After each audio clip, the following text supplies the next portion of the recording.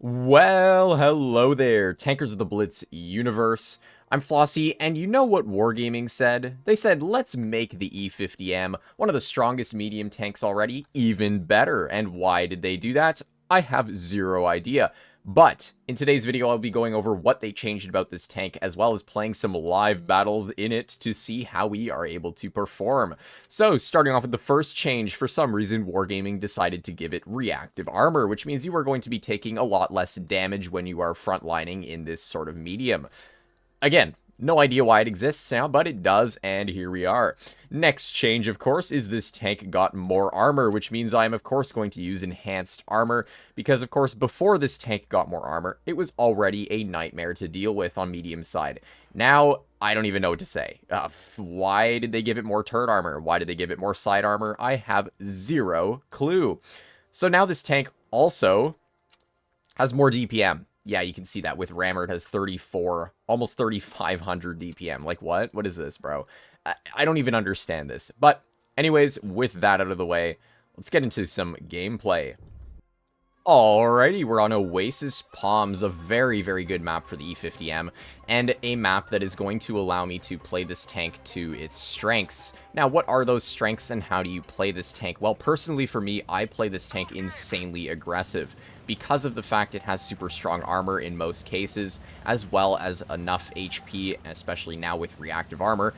You're able to take a lot of shots, you're allowed to get away with a lot of different plays, and it's a really good tank for brawling enemy medium tanks. So that is what I'm going to try to do in this game here. I'm going to push myself up to the front line here, and honestly, even if I take a couple shells, it doesn't really matter here. I'm going to put myself in a side-scraping position. Now, this tank can side-scrape really, really effectively. You can see here, it's very difficult for players to pen you unless they have high enough pen heat shells. Then, of course, they can still butter you in the same spots they would have before, even with the armor changes. You still have the weak turret cheeks against heat shells. You do still have a giant lower plate, so those two things you really have to be careful of. But the side armor is so freaking strong on this tank, that doesn't really matter. And you can see here, I am able to hold this position so very well. I don't even need to use my reactive armor. These enemy players can't really do anything against me. But now I do see the TVP, so I'm going to try to get a juicy HE shell into his side there. The tank's alpha damage is really, really solid. And another max roll for 425. Oh my gosh, we are just dishing out damage left, right, and center. We are already over 3,000 damage, and this game hasn't even been going on for more than 2 minutes. I don't really know what else to say. This tank is really, really, really broken right now. I don't get it, dude. Look at this. Like, we're just cooking up this Sheridan now, and he's already dead. I mean, our team completely steamrolled that game, and yet we were still able to do a ton of damage. This is the power of having a tank like the E50, where you can just kind of frontline, get away with everything that you normally wouldn't be able to get away with, and deal a ton of damage, because of course you got more DPM under your belt after the update. So we're able to hit the VZ because of course the accuracy isn't actually that bad on this tank at all. So only 2 tanks left now. Let's make our way over to where this VZ is. Hopefully we can get another shell into him, breaking us over 4,000 damage. Oh, maybe the 57 instead. There we go. 4,200 damage for our very first battle in this video, and a pretty insanely fast game. I don't really know what to say, but we were able to play super aggressive. Again, this map was perfect for a tank like the E50M, and it allowed us to farm and get tons of damage out. There we go. 4,200, like I said. 1 kill, and top on the team, if I had to guess. There we go. And just like that, that's already game number 1 over with. So let's break into game number 2. And we are on Yukon. Okay, another solid map for this tank. One where I really have to be more careful about where I'm positioning, because of course with such an open, large map like this, if you go by yourself and you don't have enough team support with you, even in a tank like the E50, you can still get nuked. So although I do play super aggressive in this tank, I always make sure I have team support with me. As you saw that last game, that is what I did. I had team support with me, which is why I pushed up so aggressive. If I was the only medium tank going that side of the map on Oasis, I wouldn't have done what I did. But in this battle, again, I have team support, so I'm going to play super, super aggressive here, and maybe even get a crossing shot into the Sheridan. Unfortunate. I hit the rock instead. Oh, well. Anyways, I'm going to make sure I'm unspotted before I do poke this. Now, Using reactive and adrenaline on this tank is super stupid. However, you do have to be careful about getting tracked and your modules breaking. So if you get shot enough in this tank and let's say your driver dies, you only have one chance to repair that pretty much for the rest of the game. So after that, then if you get your driver damaged again, then you're basically slower for the rest of the battle. It's really annoying, but that's how it is when you're running double consumable like this. So anyways, we're going to side scrape again because, of course, you know, this is clearly a heavy tank in medium tank clothing. So we're able to bounce a shell off from that Caro. And now I'm going to YOLO him. I don't really give a crap about this Caro, and clearly he's not going to have a very good time. And there we go. Dude bounce a shot just by driving towards him frontally, and man has basically given up. Let's give him a little love tap there, and he's now at 94 health, so I'm going to finish him off. And bro says bruh. I mean, to be fair, man got completely rolled. Very unfortunate stuff. And now let's make our way towards the rear of the enemy team here. I'm expecting to see a 183 somewhere.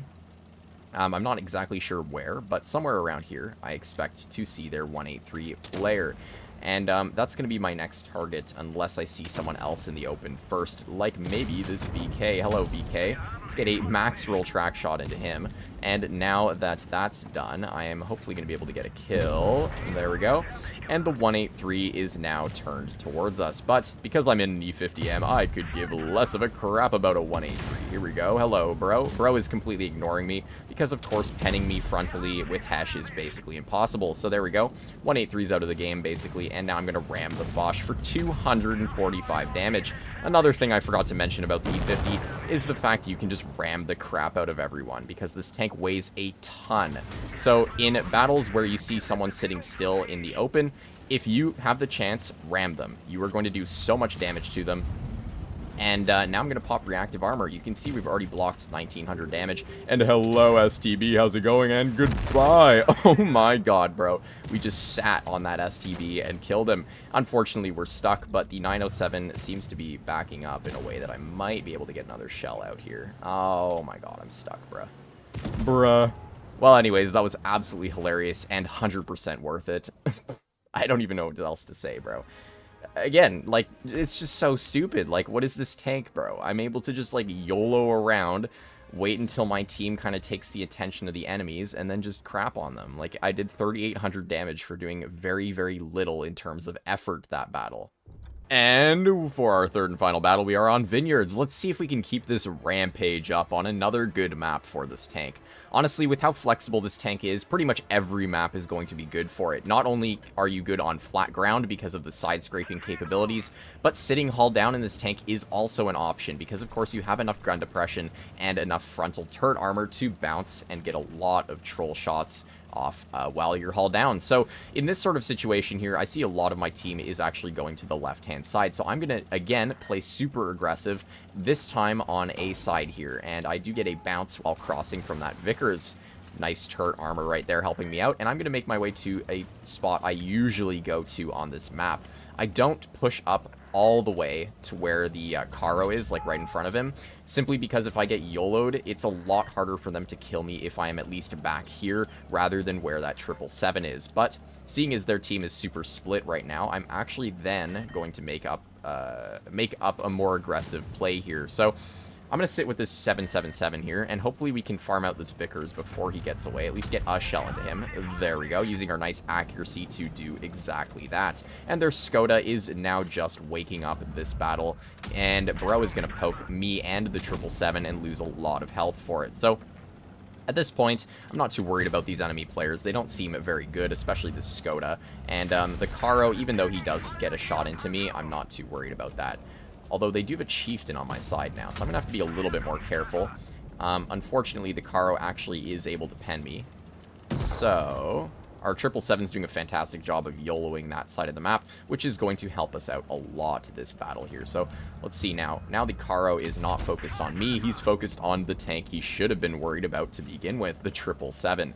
So I'm playing a little bit more passive this game than I normally would. That's simply because I don't want to YOLO out and die to their whole team, because of course their team is playing more passive, and they're actually in pretty solid holding spots right now. So if I was to push aggressive, I would just get shot at from so many different angles, seeing as their team is very split right now. So I'm going to play more passive, and I'm going to bleed out the enemies as they keep poking over, like this poor chieftain who just got completely deleted. And now there's only 3 tanks left in this battle, 2 of which are probably full health. One of them is full health and the other one's healthy.